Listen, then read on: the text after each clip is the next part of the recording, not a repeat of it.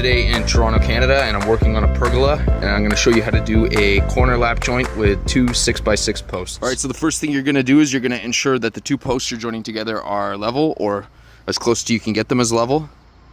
And you're going to check that on the side and the front, so both directions. Okay, so the next step is you're going to want to take a measurement for where you're installing your piece. It's important that you always measure exactly where the piece is going to be installed. So if I'm installing the piece at the top of these posts, then I want to be measuring at the top. I don't want to be measuring down at the bottom because it's going to give me a completely different reading. The other thing is, if I've got my post level, I don't want to be leaning on it or, you know, kind of pushing it in any direction when I'm taking the measurement, because that's going to knock you out and give you a different number. Okay, so the next thing you want to do is get your post set up in a way that you feel comfortable cutting it.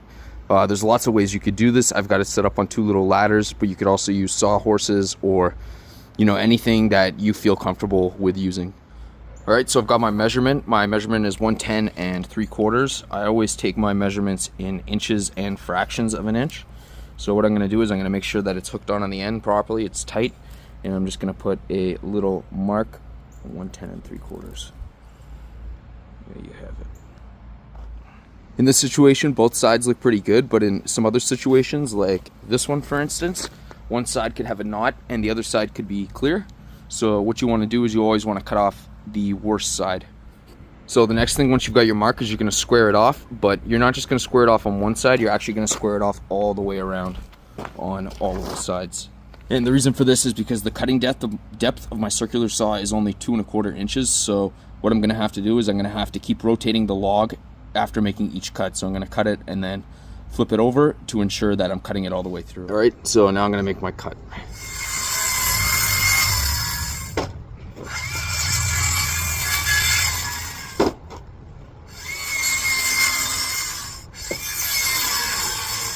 So as you can see, following my pencil line, I've cut the wood all the way around, but the problem is, because of the thickness of it, I still haven't been able to cut the piece off the end. So what you're going to do in this situation is you're going to take a trusty hand saw, or you could use a reciprocating saw, and you're just going to cut the last little bit off. Yeah, so if you look at the piece here, you can see the square right in the middle, and that was the little bit I had to cut off, so it wasn't a whole lot, and using a hand saw wasn't really a big deal. So the next step for this joint is you're going to take a measurement that is the same as the width of the piece of wood. So this is a 6x6, so its actual width is 5.5 inches. So as you can see, I've made a pencil line, 5.5 inches, and then basically this is how it's going to sit. And the other cut I need to make is the thickness of the wood. So the thickness of the wood is also 5.5 inches, but I don't want to remove the entire thickness. I only want to remove half. So what I'm going to do is remove 2.75 or 2 3/4 inches. So I'm going to mark that off with my square. All right, so as you can see, I've got my pencil mark and it's going all the way around, and that shows that basically I need to remove half the thickness. So this is the part of the wood, the top for this one I'm removing, and this part I'm keeping. So all of this is getting removed. But the thing is, there's a problem I've just ran into, and the problem is, effectively, as I said before, the cutting depth of this is only 2 1/4, and I need to cut down 2 3/4, so it's 1/2 inch too short. So I'm gonna have to figure out a solution for this, so stay tuned. So I was actually thinking about this problem last night. It's always a good practice to think, you know, problems ahead and kind of foresee them, so that way it doesn't slow you down too much, because it is important to be efficient with your time. So basically, you guys might not have known this, but there's actually a thing, it's called a depth stop, and it's on your miter saw, and it's right here. And basically what that does is, if I wasn't using it and I went to cut down, I would cut all the way down and it would be hard. But if I engage the depth stop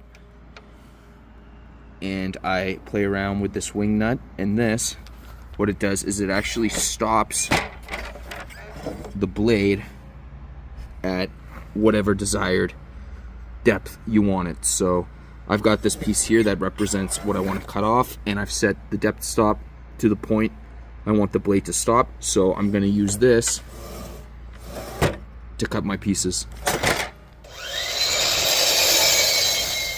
Okay, so I just finished doing all the cuts. Basically what I did was I kept cutting and sliding the piece over, and I've got my line right there, which is where I want it to stop, and I've got my line at the bottom. Actually, when I first was cutting, I was a little bit off in terms of the depth, but as I was going, I stopped and I adjusted. So it's always important to correct yourself if you think you're doing wrong, because if you have something like this where it's not cut all the way through, that's better because you can go back and cut it. But if you have it where it's cut too deep, that might show up after, so you want to try to avoid that and just keep your cuts flush. So, and the other thing is, if you look on this side, just due to how the saw was cutting, it didn't quite go all the way through, so I'm gonna have to do something else for the back. So what I'm gonna do with the back is I'm just gonna take my circular saw and I'm just gonna cut it along the line to get it all the way back, and then I might use my jigsaw to just kind of cut those out and get them flush up against the 2 3/4 line. All right, so I've gone through with my circular saw, and you can see I've cut along there, and now I'm just gonna go grab my jigsaw. All right, so the next step once you've done that is you're gonna take your hammer and you're basically gonna knock everything out. And because you put in a little bit of extra work in terms of cutting things through, you know, it's gonna be a lot easier to make that a level surface. All right, so this is what it looks like. You can see here, this is when my cutting depth was a little bit lower, and then over here is when I adjusted and it got better. So, you know, you're never gonna be perfect, but it's better to try to be accurate, because then it kind of minimizes your mistakes. So that's how we're looking all the way around, and I'm pretty happy with that.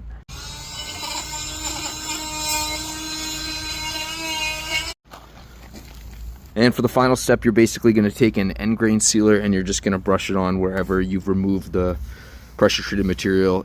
Obviously if you're using cedar or a different type of wood, you don't have to do this, but for pressure treated, it's definitely something that's really important. Basically, I'm going to repeat the process a couple more times, 7 more times, and then in part 2 I'll show you how to connect them all together. So hey guys, I'll just show you this really quick. So later joints, and this one came out almost perfect. So the reason I'm showing you this one is because my first one didn't, but I kept adjusting and I kept, you know, checking for everything to be straight. So it's just a point I wanted to make, is it's important to always be adjusting and continuing. You know, if your first one is off, like, it doesn't mean your second one has to be.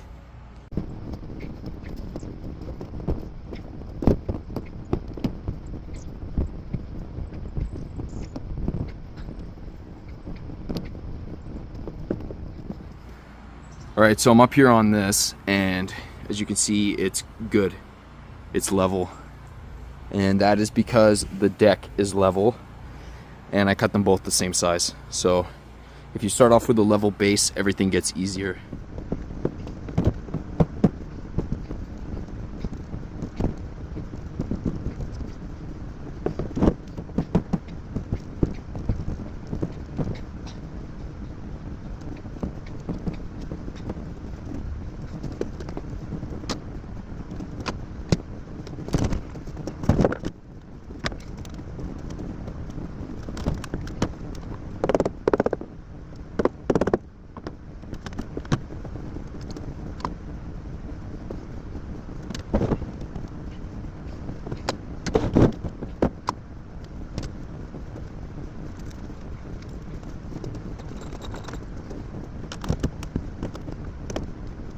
All right, so we're gonna lift the beam into place. I got my friend Crazy Wolfgang here. He's gonna give me a hand lifting it in, because it definitely needs 2 people.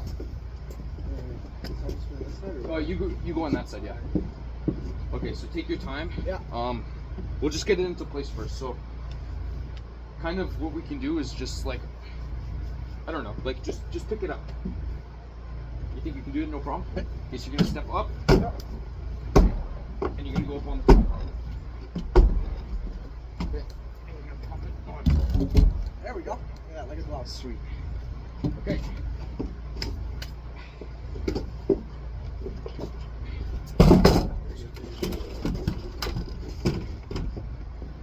I don't think it's going anywhere. No. Okay, so let's do the second one. All right, so we got the first one. All right, Wolfgang, you ready for the next one? Yep. Okay, let's go. All right, ready? So do you want to, are you okay? Do you want me to do this side? Yeah, We'll sure. do this side. You go that side, I'll go this You side. do this one. All right. Okay, so I'm gonna go high and you go low. Okay, so I'm gonna go up past it. past it? Yeah. Maybe get your ladder closer if you need to. Okay, you might need to go a bit further and then push it this way. Yep. There you go. Awesome. Got it? Beautiful. Awesome. Thanks a lot, man. I Yeah, really no problem. appreciate that. Sweet. All right, man. There you go. So that's how you do it. So now we're gonna screw it in with the pergola. Looks pretty good. Awesome. Cool.